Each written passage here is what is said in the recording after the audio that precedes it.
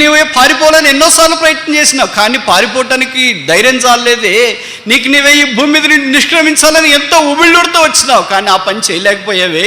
ముందుకెళ్ళలేవు, వెనక్కెళ్ళలేవు, అక్కడ ఉండలేవు. ఇప్పుడు పరితపిస్తూ హృదయం అంతా కలవరంతో బాధతో నింపబడి ఉంటుండగా బహుశా ఆరంభమంతా కష్టము, చేదు, బాధ గుమ్మం దగ్గర కూర్చున్నట్లు కనిపించవచ్చు. అయితే చివరికి ఎక్కడికి తీసుకుని వెళ్ళాలి దేవుని యొక్క ఉద్దేశం అంటే ప్రధానమంత్రి ఆ స్థానంలోనికి తీసుకుని వెళ్ళాలి. ఈ యేసుక్రీస్తు ప్రభువారు అక్కరగలిగిన వారి దగ్గరికి వచ్చి కూర్చుంటాడు, నిలబడి కాదు. కూర్చున్నాడంటే అర్థం ఏంటి? వాక్యంలో చెప్పబడింది, మీలో ఒంటరైన వాడు 10,000 అగును, ఎన్నిక లేనివాడు బలమైన జనమగును. ఇది నువ్వు కూడా పరుగులు తీస్తున్నావా? పట్టించుకునేవారు ఎవరు లేరా? ఇంట్లో అందరూ వదిలేసినారా? ఏకాకయ్యావా? భర్త వదిలేసాడా? భార్య వదిలేసిందే? తల్లిదండ్రులు వదిలేసినారా? సేవకులు, సంఘము అందరూ వదిలేసినారా? క్లాసులు అందరూ వదిలేసినారా? అనాథ అయిపోయావా? ఏం చేయాలో దిక్కుదు లేకుండా ఇదే నాకు ఆఖరి అని ప్రాణాన్నంతటిని చేతిలో పెట్టుకొని గుండెలన్నింటినీ భద్రం చేసుకొని నీ పరుగులు తీస్తూ బేర్షెబా వైపు నుండి హారాను వైపు పరిగెత్తుతూ ఉంటే మనల్ని ఆటంకపరిచి మన జీవితాన్ని మార్చడానికి ఒక వ్యక్తి ఉన్నాడు. ఆయన నిచ్చెన. ఆ యేసు ప్రభుని గురించిన ప్రవచన సందేశము ఈ 118వ కీర్తన యొక్క సారాంశం. ఆయన అద్భుత కార్యములను గురించిన వివరాలు కూడా ఈ కీర్తనలో గ్రంథస్థం చేయబడుట మనకు పరిచయం. ఆయన ఎలాంటి వాడు, ఎలాగ మన విషయమై పట్టింపు కలిగి ఉన్నాడు, ప్రాముఖ్యమైన 5 విషయాలు ఈ కీర్తనలో నుండి మనం చూడటానికి ప్రయత్నించవచ్చు. మొదటిది 118వ కీర్తన 15వ వచనం. Psalm 118 verse 15. 118వ కీర్తన 15వ వచనం. నీతిమంతుల గుడారములలో రక్షణను గూర్చిన ఉత్సాహ సునాదము ఉత్సాహము వినబడును. రక్షణ యెహోవాది. రక్షణ యేసు ప్రభు వల్ల ఈ భూమి మీదకి వచ్చింది. ఆయన పేరే రక్షకుడు. ఆయన లేకపోతే, రక్షణ లేకపోతే ఉత్సాహం, సునాదం మానవ జీవితాల్లో శూన్యం. కనుక మొదటిది ఈజ్ ఏ రిజాయిసింగ్ సేవియర్. ఉత్సాహము, సునాదము కలిగించే రక్షకుడు. రెండవది 118వ కీర్తన 16వ వచనం. Psalm 118 verse 16. యెహోవా దక్షిణ హస్తము మహోన్నతమాయను. దక్షిణ హస్తము. ఎవరి దక్షిణ హస్తము? యేసు ప్రభువే. అందుకే ఆయనకు కొన్ని పేర్లు ఈ కీర్తనలు ఇవ్వబడ్డాయి. దాంట్లో ఒకటి గుమ్మము, దాంట్లో ఇంకొకటి దక్షిణ హస్తము. Is the right hand son. కుడి చేతి పుత్రుడు లేదా దక్షిణ హస్తమును పోలిన రక్షకుడు. మూడవది 118వ కీర్తన 17వ వచనం. Psalm 118 verse 17. నేను చావను, సజీవుడనై యెహోవా క్రియలు వివరించెదను. నేను చావను, సజీవుడనై ఆయన క్రియలు వివరించెదను. కనుక యేసుక్రీస్తు ప్రభువారు మనందరి కొరకైన మరణమును జయించి తిరిగి లేచిన లోక రక్షకుడు, పునరుత్థానుడైన వాడు, రిజరక్టెడ్ సేవియర్, పునరుత్థానుడైన రక్షకుడు. నాలుగవది 118వ కీర్తన 22వ వచనం. 118వ కీర్తన 22వ వచనం. Psalm 118 verse 22. ఇల్లు కట్టువారు నిషేధించిన రాయి మూలకు తలరాయి ఆయను. నిషేధించబడిన రాయి, రిజెక్టెడ్ స్టోన్. ఈ మాట కొత్త నిబంధనలో కనీసం 5 సార్లు ప్రస్తావించబడిందని మనకు తెలుసు. మత్తయి, మార్కు, లూకా, అపోస్తుల కార్యములు, పేతురు మొదటి పత్రికలో కూడా యేసు ప్రభువును ఎలాగో ఆ దినాల్లో ఉన్న యూదులు, సామాన్యులు, సమాజము నిరాకరించిందో ఆయనే మూలకు తలరాయి అయినాడు. అందుకనే 23వ వచనంలో చెప్పబడింది, అది యెహోవా వలన కలిగిన కార్యం. ఎలాగయ్యాడు మరి? యెహోవా వల్ల కలిగిన కార్యం. అది మనకి ఏమనిపిస్తుంది మరి? కింద వరుసలో రాశాడు, అది మన కన్నులకు ఆశ్చర్యము. కనుక ఇప్పటిదాకా యెహోవా గుమ్మమైన యేసు ప్రభు యొక్క లక్షణాలు ఈ కీర్తనలో గ్రంథస్థం చేయబడినవి 4 చూస్తున్నాం. మొదటిది, ఈజ్ ఏ రిజాయిసింగ్ సేవియర్, ఉత్సాహ ధ్వని గల రక్షకుడు. రెండవది, is a right handed son, దక్షిణ లేదా కుడి చేతి పుత్రుడు. మూడవది, నేను చావను సజీవుడనై యెహోవా క్రియలు వివరించేదను, రిజరెక్టెడ్ సేవియర్, పునరుత్థానుడైన రక్షకుడు.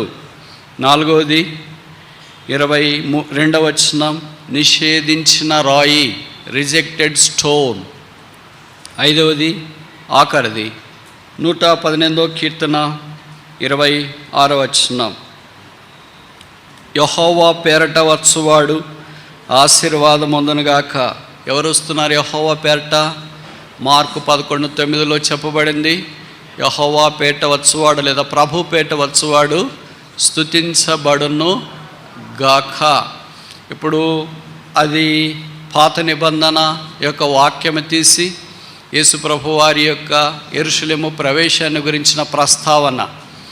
ఇప్పుడు పరసంబంధమైన లోకరక్షకుడు పరలోకము నుండి మన కొరకై ఆయన రాబోతున్నాడు. అదే రెండవ రాకడ అన్న సంగతి మనకు పరిచయము. కనుక ఆయన రాబోతుండగా ఆయన ఎదుర్కోవటానికి ఆయన కొరకు సిద్ధపడిన సంఘముగా మనం ఉండాలని కోరబడుతున్నాం. రిటర్నింగ్ సేవియర్, రాబోతున్న ప్రభువు. ఆయన అక్కడే లేడు. యోహాను సువార్తలో అన్నాడు, నేను స్థలము సిద్ధపరచ వెళ్ళుచున్నాను, నేనున్న స్థలంలో మీరును ఉండలాగన మరలా వచ్చి నేను మిమ్మను నా యొద్దకు తీసుకొని పోదును. కనుక యేసు ప్రభువారు మన కొరకే మరలా రాబోతున్నాడు.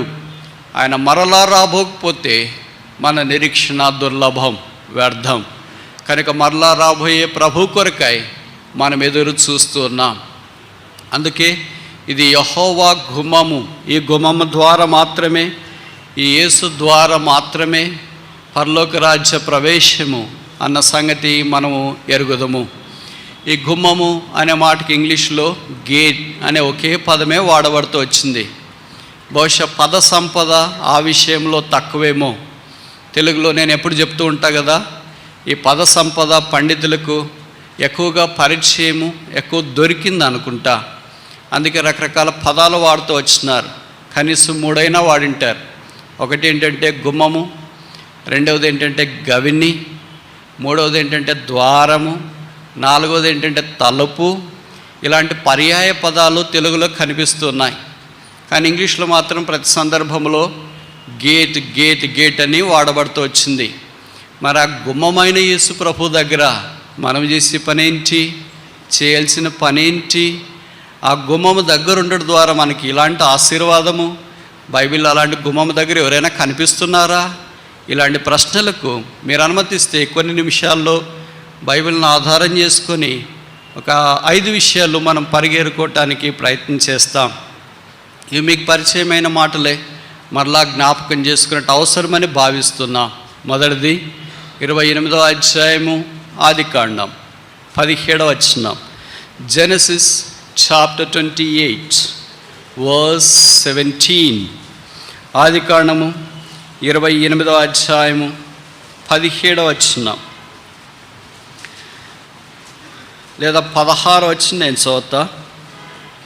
యాకోబు నిద్ర తెలిసి నిశ్చయముగా యెహోవా ఈ స్థలమందు ఉన్నాడు, అది నాకు తెలియకపోయిననుకొని భయపడి, ఈ స్థలము ఎంతో భయంకరము, ఇది దేవుని మందిరమే కానీ వేరొకటి కాదు, పరలోకపు గవిని ఇదే అనుకొనేను. తెలుగులో ఈ మాట రాశారు, ఇంగ్లీష్లో ఏం రాశారు? This is the gate of the heaven. పరలోకపు గుమ్మం ఇదే. కనుక మొట్టమొదట ఆ గుమ్మాన్ని పరలోకము యొక్క సంబంధముతో పరిశుద్ధాత్మదేవుడు మన కొరకై రాయించిన సందర్భము యాకోబు బెర్షెబా నుండి హారాను వైపు పరుగులు తీస్తున్న విషయమని మనం ఎరుగుదుము. తల్లిదండ్రుల యుద్ధ నుండి, అన్న యుద్ధ నుండి, పరిచయమైన వారందరి యుద్ధ నుండి దాదాపు 1000 కిలోమీటర్ల ప్రయాణాన్ని ఆరంభించినాడు. హారాన్ని చేరుతాడా, హారాన్లో నుండి తిరిగి రాబోతున్నాడా అనేది మానవరీత్యా ఆలోచిస్తే జవాబు కరువు కావచ్చు. కానీ దేవుని దృక్పథములో దేవుడైన మరలా తీసుకుని రావాలని కోరాడు. రాత్రి ఒక స్థలానికి వచ్చిన తర్వాత ఒక రాతిని తీసుకొని తలగడగా చేసుకొని నిద్రపోవటానికి ఉపక్రమించినాడు. ఆ రాత్రి గాఢ నిద్రలో ఒక కలగని, ఆ కలలో ఒక నిచ్చెన, దాని కొన ఆకాశం అంటుట, ఇంకొక కొన భూమి మీద ఉండుట, దేవదూతలు ఎక్కుతూ దిగుతూ ఉండుట, యాకోబు దేవుని యొక్క మాటలు వినుట, లేచి ఆ స్థలానికి యాకోబు బేతేల్ అని పేరు పెట్టుట మనకు పరిచయమే. కనుక మొట్టమొదట ఇక్కడ యాకోబు ఈ గుమ్మము ద్వారా మనకు గుమ్మము దగ్గర కనిపిస్తున్నాడు. దేవుని దగ్గరకు వచ్చినప్పుడు మనుషుడు ఎలాగున్నాడు, దేవుడు ఎలాగున్నాడు? దేవుడు మనుషుణ్ణి స్కాన్ చేస్తున్నాడు. You can never escape from the scanning of God. దేవుని యొక్క స్కానింగ్లో నుండి మనుషుడు ఎప్పుడు ఎంత మాత్రం తప్పించుకోలేడు. అందుకనే మనుషుని యొక్క స్థితి ఎలాగుంది? 28వ అధ్యాయం ఆదికాండము 28వ అధ్యాయం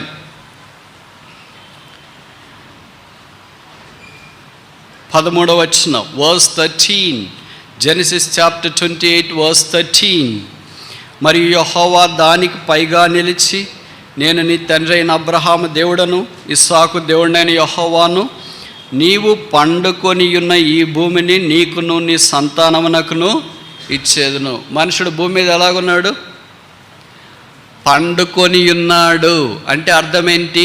హారిజాంటల్, సమాంతరంగా. పండుకునే వ్యక్తి నిలబడలేడు కనుక భూమికి సమాంతరంగా ఉంటాడు. అంటే భూ సంబంధమైన వాడుగా కనిపిస్తాడు. భూమి యొక్క ఆకర్షణకు పూర్తిగా బద్ధుడిగా కనిపిస్తూ ఉన్నాడు. కానీ దేవుడు ఎలాగున్నాడు? అదే వచనము ఆరంభములో మనం చూస్తే 13వ వచనము, మరియు యెహోవా దానికి పైగా నిలచి. దేవుడు ఎలాగున్నాడు? 12వ వచనం, అప్పుడు అతడు ఒక కలకనెను, అందులో ఒక నిచ్చెన భూమి మీద నిలుపబడి ఉండెను. ఎవరా నిచ్చెన? యేసు ప్రభు. దేవుడు ఎలాగున్నాడు? నిలువబడి ఉన్నాడు. సో మనుషుని పొజిషన్ ఏంటి? హారిజాంటల్, సమాంతరంగా ఉన్నాడు భూమికి. దేవుని యొక్క స్థానం ఏంటి? వర్టికల్గా కనిపిస్తున్నాడు, నిలువబడి కనిపిస్తున్నాడు. ఈ రెండింటికి ఉన్న కోణం ఎంత? 90 డిగ్రీలు. ఈ దాదాపు ఈ రెండు కలుసుకోవడం అనేది దుస్సాధ్యం. కనుక నిలబడిన మనిషి ఇప్పుడు ఏం పడుకున్న మనిషి ఇప్పుడు ఏం కావాలా? నిలబడాలా. అంటే 90 డిగ్రీలు రావాలా. లేదా దేవుడు ఆ పడుకునే మనిషిని దగ్గరికి రావాలా. ఈ పడుకునే మనిషి అయినా దేవుని వల్లే లేయాలా, లేదా నిలబడిన దేవుడైనా పడుకునే మనిషి వల్లే రావాలా. ఈ రెండిట్లో ఏది జరిగింది? అదే బైబిల్ సారాంశం, అదే పరలోకపు గవని యొక్క సంగతి. అందుకనే బైబిల్లో రాయబడింది, లూకా సువార్త 19:10, నశించిన దానిని వెదికి రక్షించుటకు మనుష్య కుమారుడు వచ్చెను.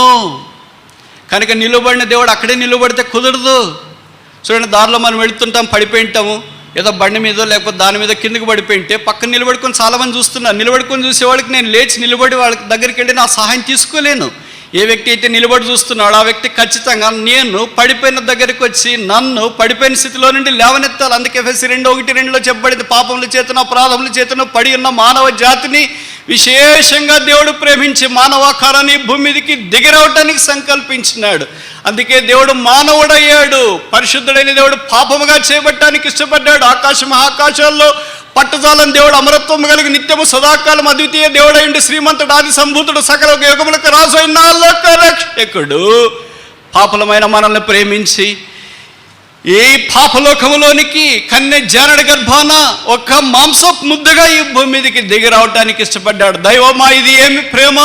పాపాత్ముడైన మానవుని కొరకు పరిశుద్ధుడైన దేవుడు దిగి రావడమా? ఆ పరలోకములో ఉన్న మానవుని కొరకు పరలోకములో ఉన్న దేవుడు భూమి మీద ఉన్న మానవుని కొరకు రావడమా? నీతిమంతుడైన దేవుడు దుర్నీతిమంతుడైన మానవుని కొరకు రావడమా? ఇక్కడ సంగతి ఏంటంటే, ఇంట్లో కూడా కొంతమంది ఉన్నారు, గుడారంలో వాళ్ళ అమ్మగారు నాన్నగారు ఉన్నారు, వాళ్ళ అన్న ఉన్నాడు, దాసులు ఉన్నారు. దేవుడు అక్కడికి వెళ్ళినట్లు వాక్యంలో లేదు. అరణ్యములో ఉన్న యాకోబు దగ్గరికి దేవుడు వచ్చినట్లు వాక్యంలో ఉంది. కానీ అంతఃపురంలో ఉన్న వారి యొద్దకు దేవుడు వచ్చినట్లు లేదు. మనుషులు రెండు రకాలుగా ఉంటారు. తరం భర్తున్న యాకోబు వలె అరణ్యంలో పోయే మనుషులు ఉంటారు.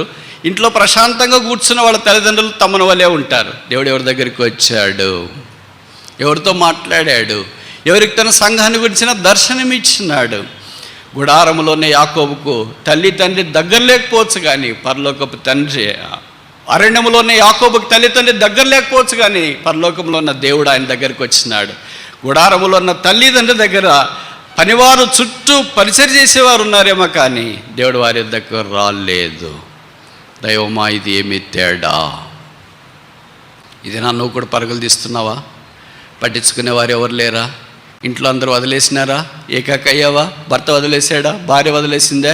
తల్లిదండ్రులు వదిలేసినారా? సేవకులు, సంఘము అందరూ వదిలేసినారా? క్లాసులు అందరూ వదిలేసినారా? అనాథ అయిపోయావా? ఏం చేయలేదు, దిక్కుదు లేకుండా ఇదే నాకు ఆఖరి అని ప్రాణాన్ని అంతటిని చేతిలో పెట్టుకొని గుండెలన్నింటినీ భద్రం చేసుకొని నీ పరుగులు తీస్తూ బేర్షెబా వైపు నుండి హారాను వైపు పరిగెత్తుతూ ఉంటే మనల్ని ఆటంకపరిచి మన జీవితాన్ని మార్చడానికి ఒక వ్యక్తి ఉన్నాడు.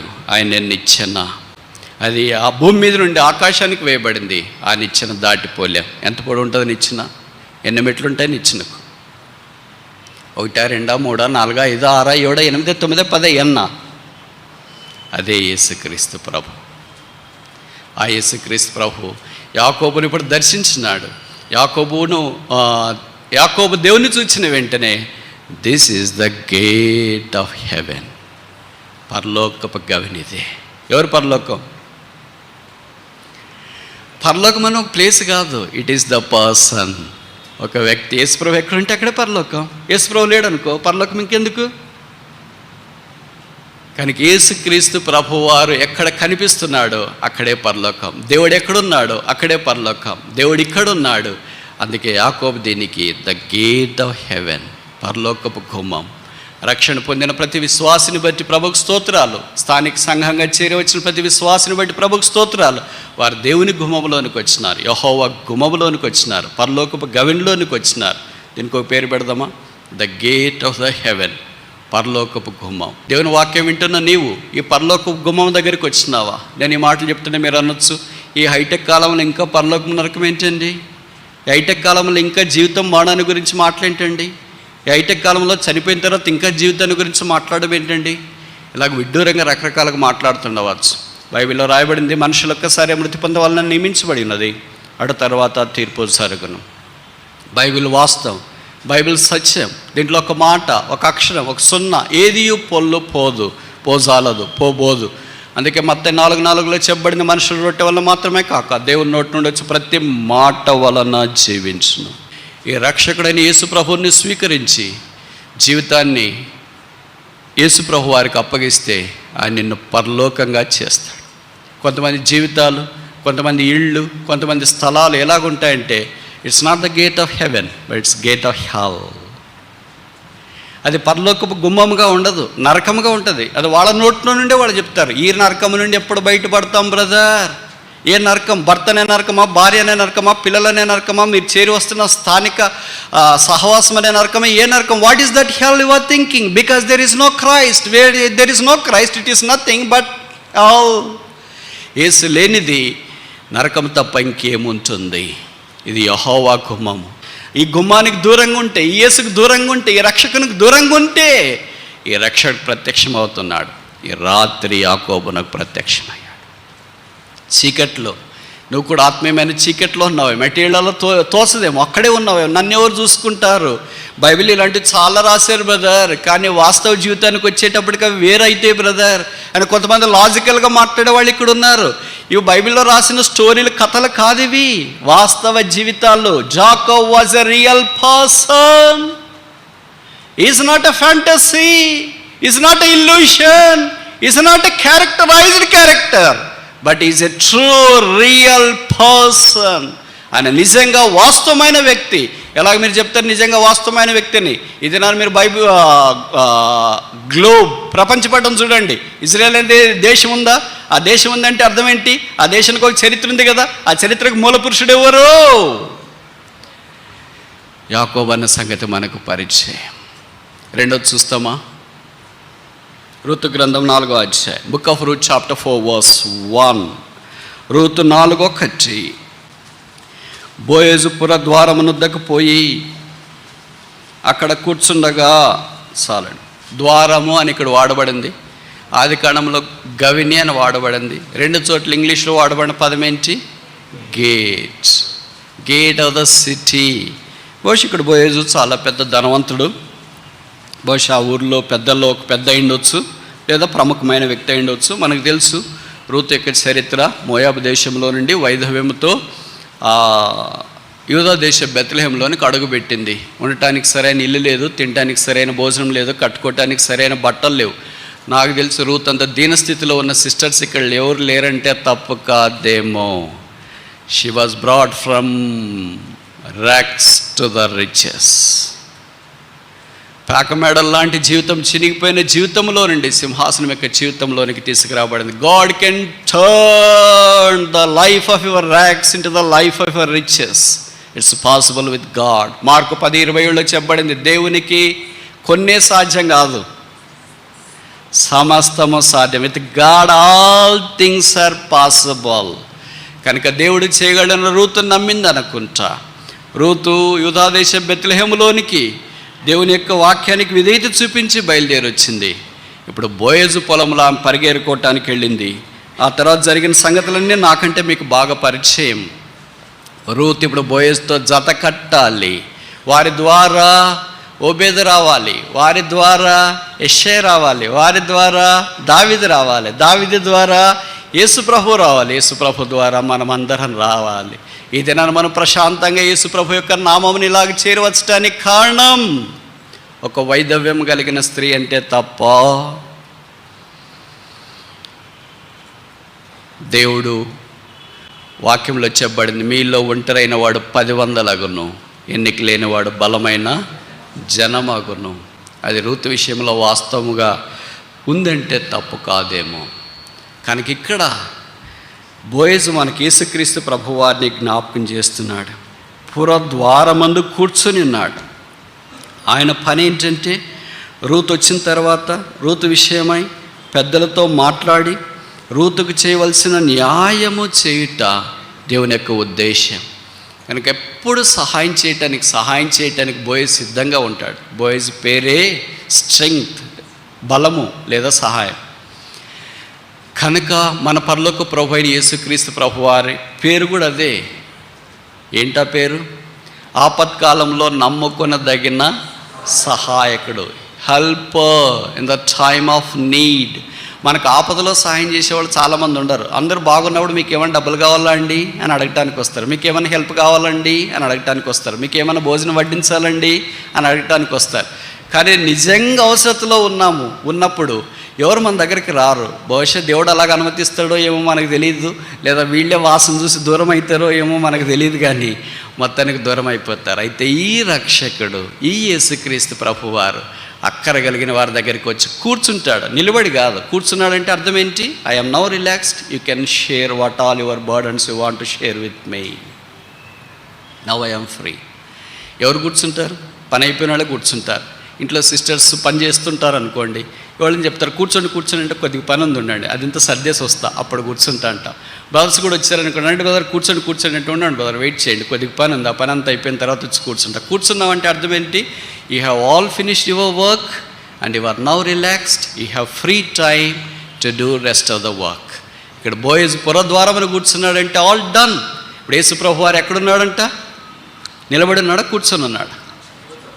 హెబ్రీ పత్రికలు చెప్పబడింది కదా, మహామహుని కుడి పార్శ్వమున. చూడండి హెబ్రీ పత్రిక 2వ అధ్యాయం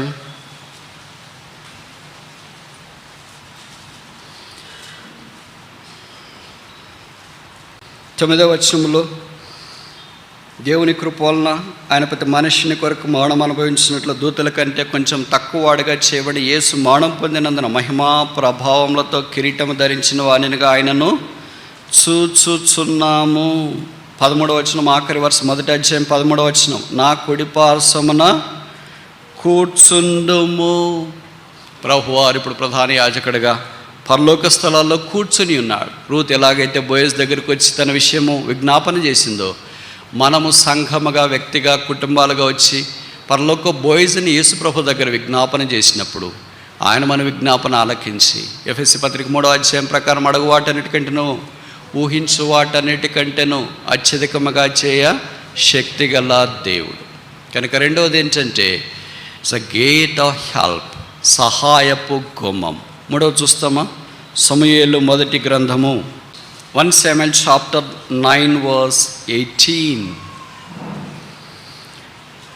సౌలు గవని యొద్ద సమూయేలును కలుసుకొని, దీర్ఘదర్శి ఇల్లు ఏది, దయచేసి నాతో చెప్పమని అడగగా సమూయేలు సౌలుతో, నేనే దీర్ఘదర్శిని.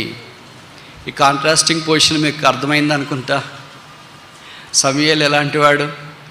మామూలు మన మాత్రం అనామకుడు కాదు. బైబిల్లోనే ఆయన గురించి చెప్పబడింది. సమూయేలు ద్వారా దేవుడు పలికిన మాటల్లో ఏదియూ తప్పిపోలేదు. దాని మొదలుకొని బెర్షెబా దాకా బలమైన ప్రవక్త. ఆయన పేట 2 పుస్తకాలు బైబిల్లో రాయబడుతూ వచ్చినాయి. దేవుని మహిమను తీసుకుని వచ్చినవాడు, బాల్య దినాల్లోనే యెహోవా స్వరం వినటానికి దేవుడు సిద్ధపరిచినవాడు. అలాంటి సమూయేలు గుమ్మం దగ్గర కూర్చుని ఉన్నాడు.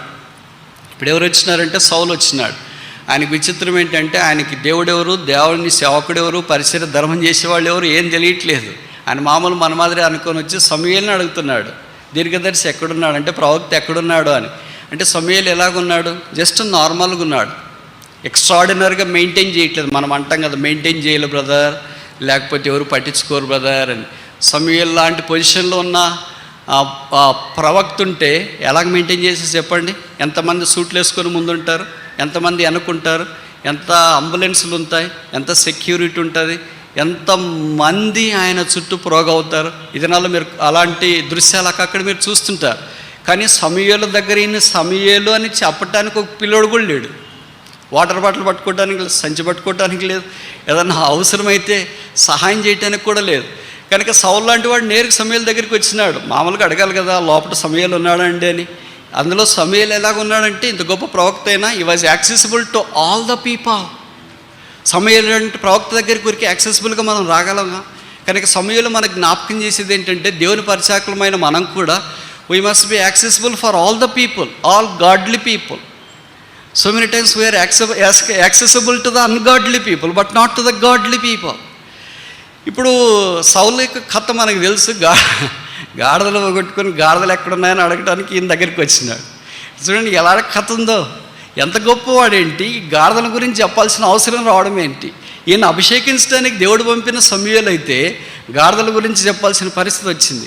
ఈ దినాన దేవుడు మనల్ని అభిషేకిస్తాడంటే మనమేమంటున్నాం, మొదటి గాడిదలు ఎక్కడున్నాయి చెప్పండి, దాన్ని ఎతికిన తర్వాత దాన్ని పట్టుకున్న తర్వాత మీ అభిషేకము అది ఇదంతా మనం చూసుకోవడానికి ట్రై చేస్తామంట. గాడిదలు ఎక్కడైనా దొరుకుతాయి. గాడిదలు కాదు కదా కావాల్సింది, అభిషేకం కదా చాలా ప్రాముఖ్యమైనది. దేవుడు అభిషేకించిన తర్వాత సౌలు గొప్ప రాజయ్యాడన్న సంగతి నాకంటే మీకు బాగా తెలుసు. కనుక ఇలాంటి ఆధ్యాత్మిక చింతన, ఆధ్యాత్మిక దైవత్వం మనలో కొరవట చాలా విషాదకరమైన సంగతి. సమూయేలు కనిపించిన వెంటనే సౌలు ఎంత బాగా మాట్లాడవచ్చు, ఎంత ఆత్మీయ సంగతులు మాట్లాడవచ్చు. కానీ ఆయనకు కావాల్సింది ఏంటంటే గాడిదలు దొరుకుతాయా లేదా, ఎక్కడ దొరుకుతాయని తెలుసుకోవడానికి ఎవరో చెప్పారు. ఈ పట్టణంలో ఒక దీర్ఘదర్శి ఉన్నాడు, ఒక ప్రవక్త ఉన్నాడు, ఆయన దగ్గరికి వెళ్తే చెప్తాడంటే, ప్రవక్త దీన్ని చెప్పడం ఏంటి, నా కొరకు ప్రార్థన చేయండి, నేను ప్రభు కొరకు జీవించాలని సమూయేలు గారి దగ్గరికి వెళ్ళి ప్రార్థన చేసుకొని బయటపడకుండా నాకు గాడిదలు ఎక్కడికి వెళ్తాయి, ఎక్కడికి వెళ్ళాయో, ఎక్కడ కనిపిస్తాయో చెప్పండి అని అడిగే స్థితిలోనికి ఆయన తీసుకురావడం చాలా విచిత్రకరమైన సంగతి. ప్రభు స్తోత్రాలు. వీళ్ళిద్దరు కలిసి ఆ గేడ దగ్గర లేదా గుమ్మము దగ్గర, గవిని దగ్గర కనిపిస్తున్నట్లు మనము చూడవచ్చు. అందుకే ఇది మనకు జ్ఞాపకం చేసే సంగతి ఏంటంటే ద గేట్ ఆఫ్ హోప్, నిరీక్షణ గుమ్మం. ఎవరికి? సౌల్లాగా నిరీక్షణ లేకుండా గాడిదలు ఎతికే స్థానంలో ఉన్నాడంటే, నాకు తెలుసు బైబిల్లో ఈ పని ఇంకెవరు చేయలేదు అనుకుంటా. ఈ గొర్రెలు గాయాల్సిన వాళ్ళు బహుశా చాలా చిన్న గోత్రం నుండి వచ్చినాడు, బట్ ఈ వాజ్ మిస్టర్ యూనివర్స్. చాలా బాగున్నాడు, చాలా అందంగా ఉన్నాడు, కానీ సామాన్యమైన పని చేయటానికి తాను పూనుకున్నాడు. తనకి ఏ నిరీక్షణ లేదు. ఎతుకుతా వెళ్ళాడు. ఇదని నువ్వు కూడా అలాగే ఎతుకుతూ వచ్చినావేమో, ఏదో ఎతకాలని వచ్చినావు. గాడిదలను ఎతకాలని వస్తే ప్రవక్త కనిపించినాడు. కొన్నిసార్లు సంఖలో బిడ్డను పెట్టుకొని ఊరంతా ఎతుకుతారని తెలుగులోకి సామెత ఉంది కదా, అలాగే ఎక్కడికో వెళ్ళి ఏదో చూడాలని అనుకున్నారు. కానీ వారు ఇక్కడ సమూయేలును చూచినట్లు దేవుని ప్రజలైన వారు కొంతమంది పాత నిబంధన కొత్త నిబంధనలు దేవుడు ఎక్కడున్నాడో అటు ఇటు ఎతుకుతూ వచ్చారు. ఎతికింది వారు దేవుణ్ణి వారు ఆలస్యంగా గుర్తించడం చాలా గొప్ప సంగతి. ఇక్కడ సమూయేలు దగ్గరికి సౌలు అలాగొచ్చినాడు. సౌలు సమూయేలు యొక్క మనస్తత్వాన్ని చూచిన వెంటనే పెద్దగా ఆత్మీయంగా స్పందించకపోయినా దేవుడు వారి విషయం ఒక ప్రణాళిక కలిగి ఉన్నాడు. So this gate is a meeting point of a to be anointed king and the anointing prophet. అభిషేకించే ప్రవక్త, అభిషేకించబడటానికి సిద్ధంగా ఉన్న వ్యక్తి, వారే ఆ గుమ్మము దగ్గర కలిసిన. ఇది నన్ను కొత్త నిబంధనలో సమూయేలు కంటే గొప్పవాడు ఇక్కడ ఉన్నాడు, ఆయన యేసుక్రీస్తు ప్రభు. మనలా గమ్యం లేకుండా, గురి లేకుండా, మిస్టర్ యూనివర్స్ అయినా కూడా గాడిదలు ఎదుగుతూ ఉంటే ఏం లాభం ఉంది? కానీ ఖచ్చితంగా కలవాల్సిన స్థలంలో కలిశారు. ఆ తర్వాత ఆత్మ సంబంధమైన ఆశీర్వాదంలోనికి ఆరంభంలో తీసుకురాబడినట్లు మనకు పరిచయం. ఇది యెహోవా గుమ్మము. 3 విషయాలు తెచ్చిన. మొదటిదేంటి? ద గేట్ ఆఫ్ హెవెన్, పరలోకపు గుమ్మము. రెండవది ఏంటి? ద గేట్ ఆఫ్ హెల్ప్, సహాయపు గుమ్మము. మూడవది ఏంటి? ద గేట్ ఆఫ్ హోప్, నిరీక్షణ గుమ్మము. 4వది చూస్తామా? రాజుల 2వ గ్రంథం 7వ అధ్యాయం, 2 Kings chapter 7. రాజుల 2వ గ్రంథము 7వ అధ్యాయం, 2 Kings chapter 7 verse 3. రాజుల 2వ గ్రంథం 7వ అధ్యాయం 3వ వచనం. అప్పుడు పట్టణపు గుమ్మమునొద్ద 4 కుష్ఠరోగులుండగా వారొకరినొకరు చూచి, గుమ్మమునొద్ద, గేట్ ఆఫ్ ద సిటీ, ఎవరున్నారు గుమ్మము దగ్గర? మొదటైతే యాకోబు కనిపిస్తున్నాడు, చాలా బాగుంది. రెండవదైతే బోయజ్ కనిపిస్తున్నాడు, ఇంకా బాగుంది. మూడవదైతే సమూయేలు కనిపిస్తున్నాడు, ఇంకా బాగుంది. అంతదాకా చాలా అట్రాక్టివ్గా ఉంది. ఇక్కడికి వచ్చిన తర్వాత అగ్లీ సీన్ కనిపిస్తుంది, అందవిహీనమైనది. 4 కుష్ఠరోగులు ఇక్కడ కనిపిస్తున్నారు. కుష్ఠరోగము అనేది పాత నిబంధనలో ఇది పెద్ద రోగంగా పరిగణించేవారు. అంటే దానికి విరుగుడు లేదు, అది బాగు. దాని గురించి దేవుని యొక్క వాక్యంలో కొన్ని అధ్యాయాలు రాశారు. కుష్ఠరోగం వచ్చినప్పుడు ఎలాగ ఉండాలా, ఎంతకాలం దూరంగా ఉండాలా, ఎంతకాలం వారు కాపాడుకోవాలా, ఇదంతా పాపాన్ని గురించి జ్ఞాపకం చేస్తుందని మనకు తెలుసు. అందుకే యెషయా గ్రంథం 1వ అధ్యాయంలో చెప్పబడింది, అరికాలు మొదలుకొని నన్నెత్తి దాకా స్వస్థత కొంచెమైనా లేక పడిపోయిన మానవ జాతిని రక్షించడానికి, కుష్ఠరోగాన్ని బాగు చేయడానికి ఆ దినాల్లో వ్యక్తులు ఎలాగున్నారు, ఈ దినాల్లో కూడా లోకరక్షకుడైన యేసుక్రీస్తు ప్రభువారు పాపం అనే కుష్ఠను బాగు చేయటానికి భూమి మీద మానవుడిగా వచ్చినాడు. సరే, ఇప్పుడు నేను ఒక మాట అడగొచ్చా? ఇంతసేపు నేనే చెప్పాను కనుక, బైబిల్లో ఎన్ని సందర్భాల్లో కుష్ఠరోగులు కనిపిస్తున్నారు? రెండవ ప్రశ్న, బైబిల్లో మొదటి కుష్ఠరోగి ఎవరు? బైబిల్లో ఆఖరి కుష్ఠరోగి ఎవరు? బైబిల్లో పాత నిబంధనలో ఎన్ని సందర్భాల్లో కుష్ఠరోగులు కనిపిస్తున్నారు? కొత్త నిబంధనలో ఎన్ని సందర్భాల్లో కుష్ఠరోగులు కనిపిస్తున్నారు? 5వ ప్రశ్న అడగను. బైబిల్లో మొదటి కుష్ఠరోగి ఎవరు? వెరీ గుడ్, చాలా బాగా చెప్పారు, కానీ తప్పు చెప్పారు. Thank you so much. బైబిల్లో మొదటి కుష్ఠరోగి నేను చెప్తే మీకు కష్టం అనిపిస్తుంది. మోషే.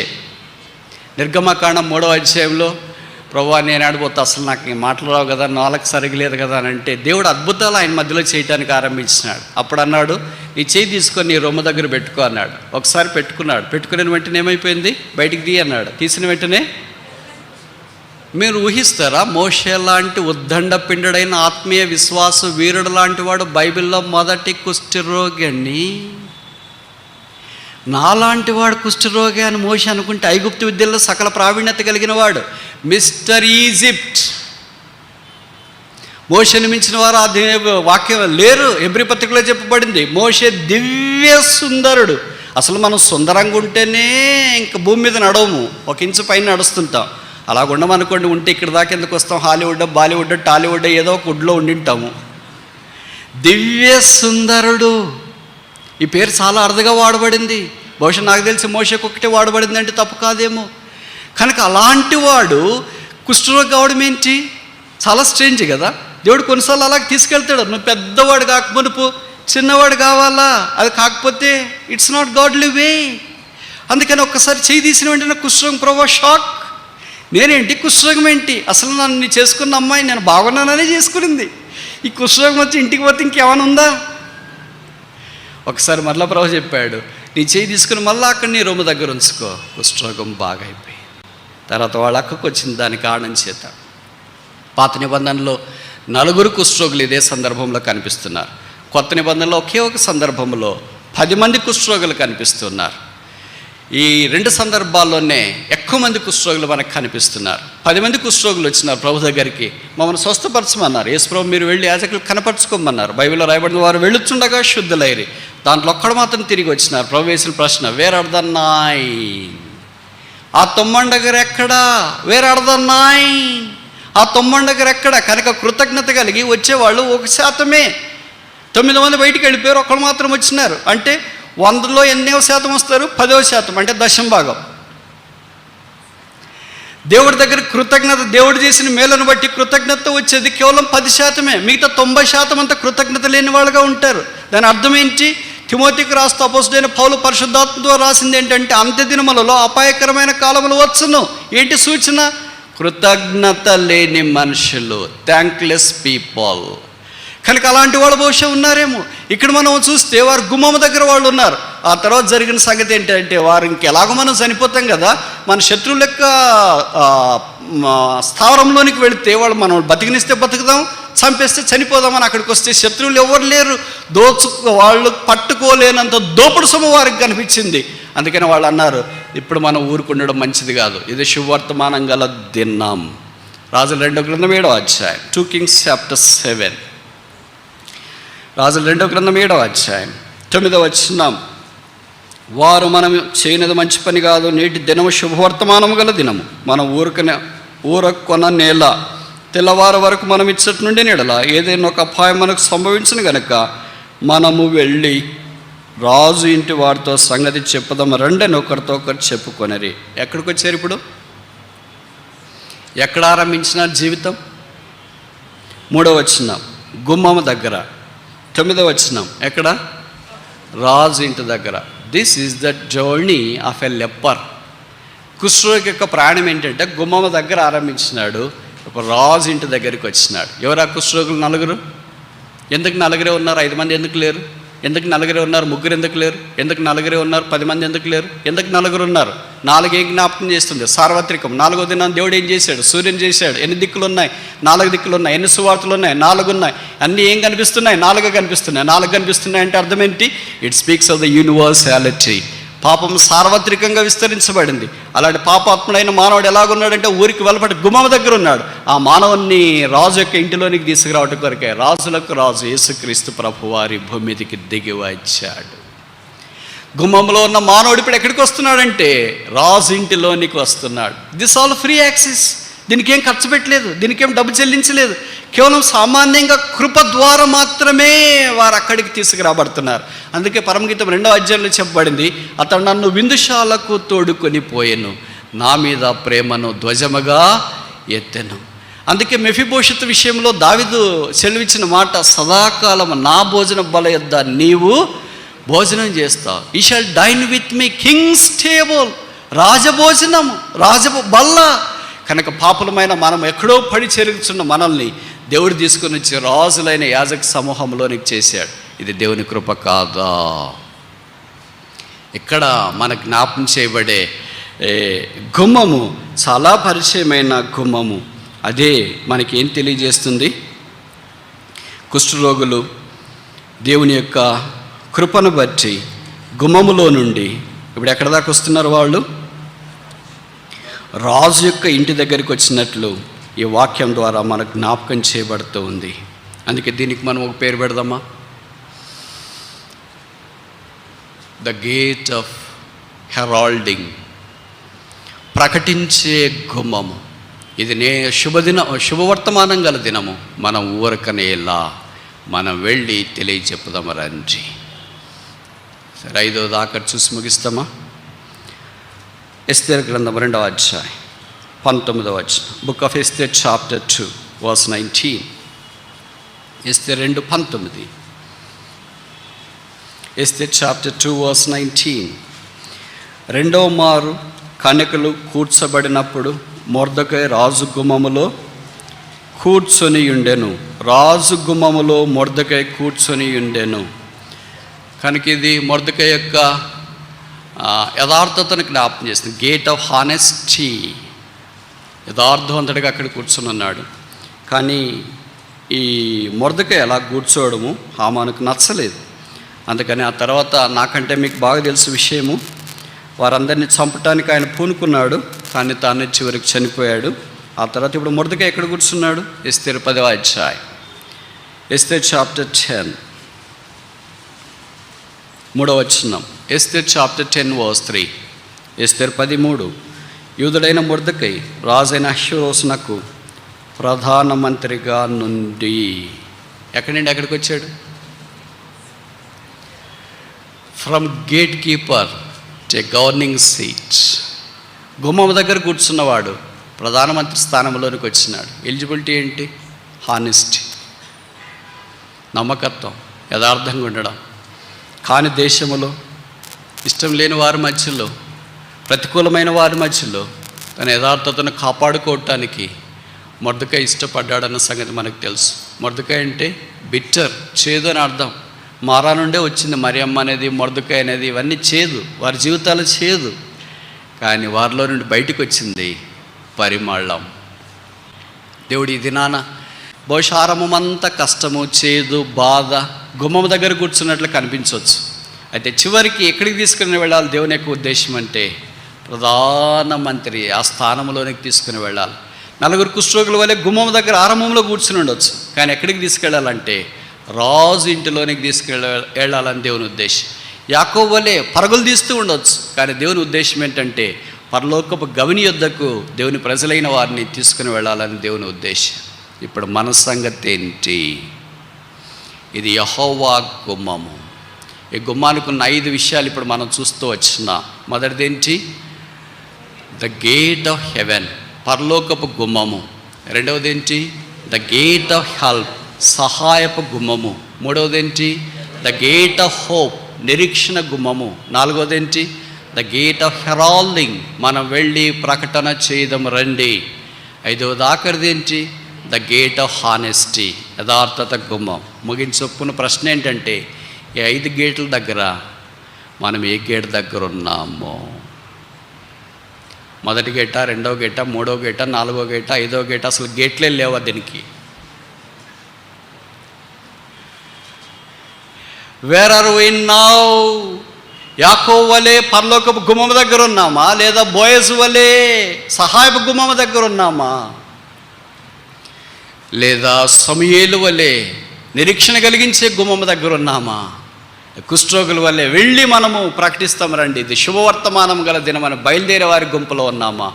మొర్దెకై వలే హానెస్ట్గా, నమ్మకస్తుడిగా, దేవుని చిత్తం కొరకు జీవించడానికి ఇష్టపడి ప్రధానమంత్రి యొక్క స్థానంలోనికి వచ్చిన వ్యక్తులుగా మనం ఉన్నామా? మన స్వభావం ఏంటి? ఇంకా యేసుప్రభుని ఎరగకుండా ఉంటే నీ కొరకైన శుభవర్తమానం ఏంటంటే నిన్ను ప్రేమించే రక్షకుడు ఉన్నాడు, నీ కొరకు ప్రాణం పెట్టడానికి శిలువ మీదకి వెళ్ళిన వ్యక్తి ఉన్నాడు. కనుక నువ్వు చనిపోవలసిన అవసరం లేదు. నీకు నువ్వే చనిపోవాలని ఎన్నోసార్లు ప్రయత్నం చేసావు, కానీ చావు రాలేదే. నీకు నీవే పారిపోవాలని ఎన్నోసార్లు ప్రయత్నం చేసినావు, కానీ పారిపోవటానికి ధైర్యం చాలేదే. నీకు నీవే ఈ భూమి మీద నిష్క్రమించాలని ఎంతో ఉబిళ్ళుడుతూ వచ్చినావు, కానీ ఆ పని చేయలేకపోయావే. ముందుకెళ్ళలేవు, వెనక్కెళ్ళలేవు, అక్కడ ఉండలేవు. ఇప్పుడు పరితపిస్తూ హృదయం అంతా కలవరంతో, బాధతో నింపబడి ఉంటుండగా నా జీవితాన్ని ఎవరు మారుస్తారు? నన్ను ఎవరు మారుస్తారు? నా హృదయాన్ని ఎవరు కడుగుతారు? నన్ను ఎవరు శుభ్రం చేస్తారు? నన్ను ఎవరు పరలోక రాజ్యానికి ప్రవేశింపచేస్తారు? నా హృదయంలో నెమ్మది, సమాధానం, శాంతి ఎవరిస్తారని పరితపిస్తూ ఎక్కడికి వచ్చింటే ప్రేమ సందేశము, నిన్ను ప్రేమించే రక్షకుడు, నీ కొరకు భూమి మీదకి వచ్చిన రక్షకుడు, నీ పాపాలన్నీ భరించడానికి మనిషాకారమున పరలోకములో నుండి భూమి మీదకి వచ్చి శిలువ మీదకి వెళ్ళిన లోక రక్షకుడు. కారణం లేని గాయాలు ఎవరికి? హేతు లేని దెబ్బలు ఎవరికి? ముళ్ళ కిరీటం ఎవరికి?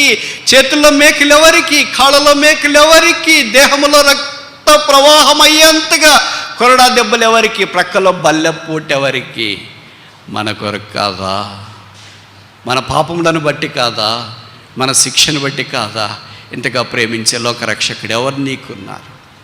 నువ్వు అనుకుంటున్నావు నా జీవితాన్ని నేను మార్చుకోవచ్చు, మా అమ్మ మారుస్తుంది, మా నాన్న మారుస్తాడు, సేవకులు మారుస్తారు, బోధకులు మారుస్తారు.